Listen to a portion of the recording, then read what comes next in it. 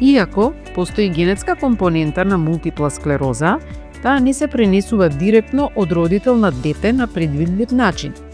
Студиите покажаа дека ако еден еднојајчен близнак има МС, постои 20 до 40% шанса и кај другиот близнак да се појави болеста. Кај двојајчените близнаци ризикот е 3 до 5%. Ова покажува дека иако гените се вклучени, приказната е посложена. Досега научниците идентификувале повеќе од 200 генетски региони кои придонесуваат за склоност кон МС. Според MS Society, едно од 67 деца кои имаат родител со МС ќе имаат МС. Ова е ризик од околу 1 на 500 за деца чии родители немаат МС. Значи, иако ризикот за наследување на МС се зголемува, сепак постојат параметри каде тоа не се случило.